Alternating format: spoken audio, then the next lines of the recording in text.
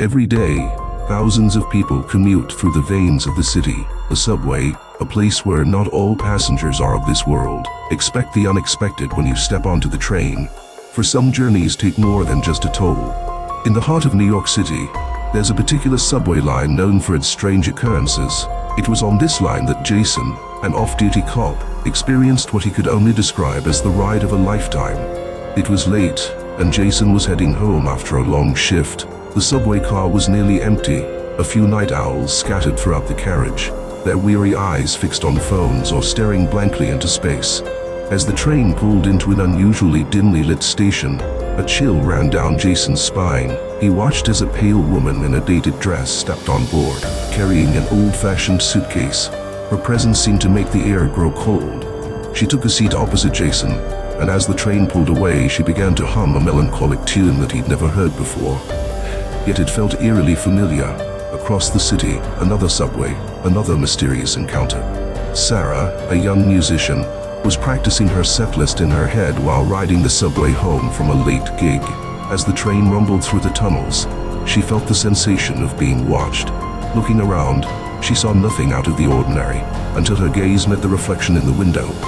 Next to her sat a man with an outdated three-piece suit and a wide-brimmed hat, but when she turned to address him, there was no one there. The reflection remained, his eyes meeting hers with what could only be described as a knowing stare. Not every supernatural story from the underground ends with near sightings. Some passengers, like old Mr. Thompson, have conversations with these ethereal travelers. Mr. Thompson loved talking, and it didn't matter much to him if people didn't talk back. One night, as he shared the car with a man who seemed engrossed in a newspaper from another era, he started recounting his grandchildren's antics. The man, without lowering his newspaper or revealing his face, chuckled at the right moments and even nodded along. Mr. Thompson felt a connection, but as the train approached the next station and he looked over again, the seat was empty, the man having vanished without a trace. These tales, whispered in hushed tones by late-night riders, are but a few from the depths of the city's underground, each story adding another layer to the rich tapestry of urban legends that commuters share when the lights flicker and the train seems to take just a bit too long between stations. They serve as a reminder that in the world of the supernatural, you don't need to visit haunted houses or ancient graveyards for an encounter. Sometimes all it takes is a ride on the subway. Take the story of Elena, a subway conductor who knew the tunnels like the back of her hand. One night, as she approached what should have been an empty station, she saw a crowd waiting on the platform. But as the headlights of the train illuminated the scene, the crowd disappeared, leaving behind only the echo of their conversations. Elena never stopped at that station again without a twinge of fear and wonder at what she might see. Or consider young Alex, who one evening saw his own reflection in the subway window slightly ahead of his real movements. When he moved his hand, the reflection did the same, but a second later, as if time itself had hiccuped. For weeks after, Alex couldn't shake off the feeling that part of him was still trapped inside that delayed reflection, riding the subway forever. One cannot delve into the stories of the supernatural subway without mentioning the tunnel between 50th and 59th Street.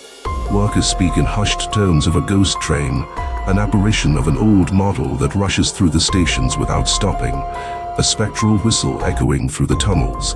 Some say it's a harbinger of misfortune, while others believe it carries souls lost between worlds. These disturbing tales from the underground weave themselves into the fabric of the city's lore, passing from one generation to the next, a reminder of the unexplained mysteries that lurk just below the surface. Some say they're just stories, figments of tired imaginations fueled by the flicker of faulty lighting. But those who've seen the impossible, felt the unexplainable chill, or heard the whispers of the long gone, they know. They carry the stories with them, glancing over their shoulders as they wait for their train, half expecting to see a figure from yesterday's world sharing the platform, waiting for a train that no longer runs.